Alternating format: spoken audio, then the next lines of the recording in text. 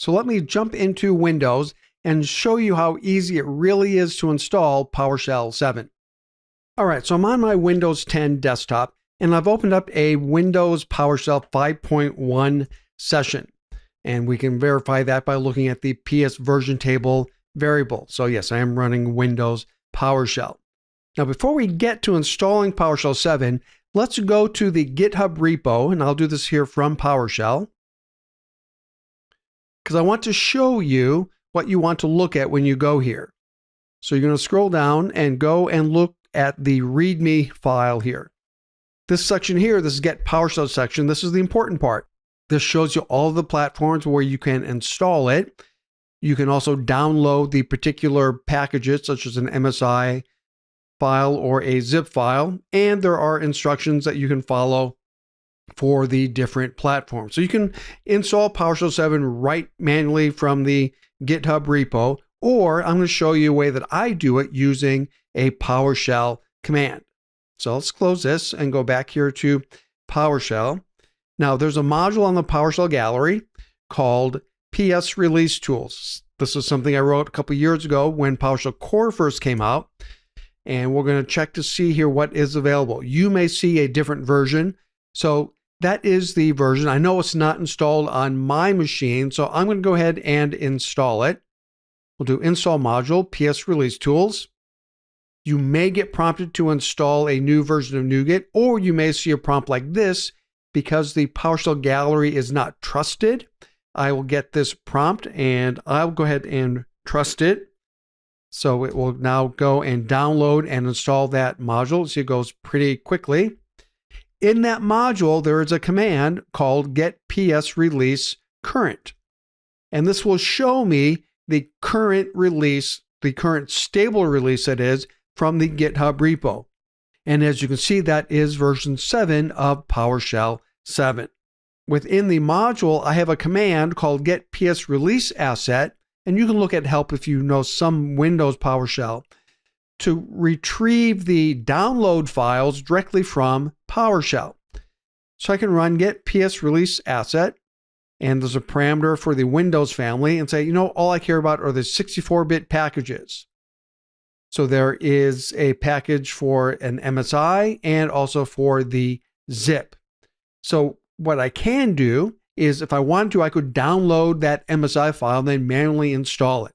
And I might do it like this. I might make a directory for the PS7 files, and then I can do my get PS release asset for the Windows family, the 64-bit. In this case, also limit the format to just that MSI, and then pipe that to save PS release asset, and then the path.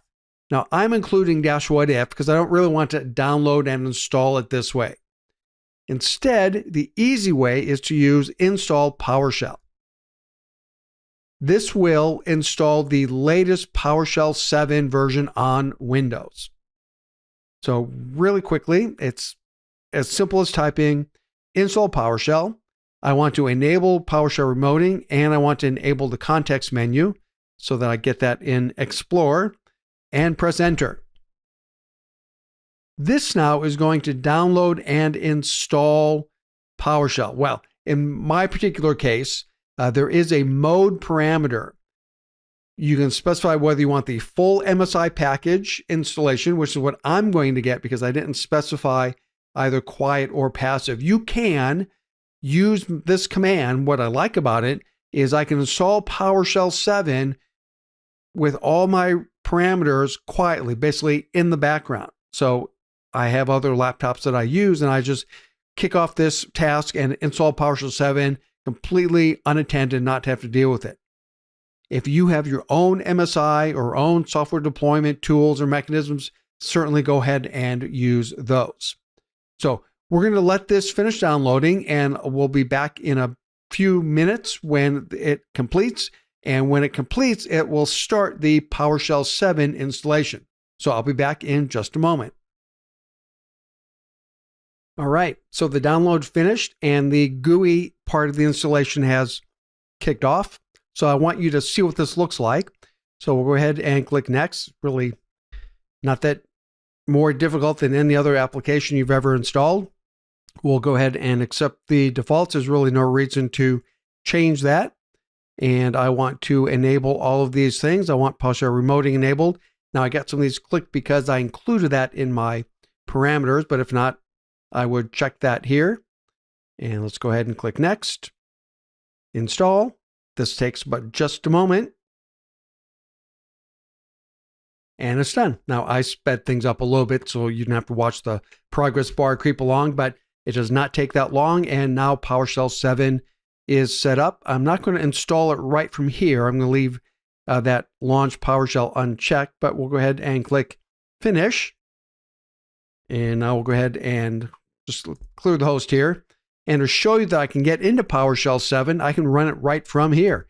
I can type PWSH, press enter, and actually, as you can see, that did not work. And I've showed that because you may think, oh, I'll just type PWSH and it will work. Well, what's happened when I did the install, that modified the environment path so that PowerShell 7 can be detected. This instance of Windows PowerShell doesn't know about that new change, so it can't find PWSH in the path. So I'll have to start a new PowerShell session in order for this to work. To show you what I'm talking about, now that I've restarted PowerShell, now I can run PWSH, and you can see that I have started PowerShell 7. We'll get into more about running and working with PowerShell 7 in another module, but I do want to show you this little link here. Don't just ignore it. Go ahead and look at it. So let's do start, and I just copy and paste that there because this is a very important page a lot of people don't go and look at.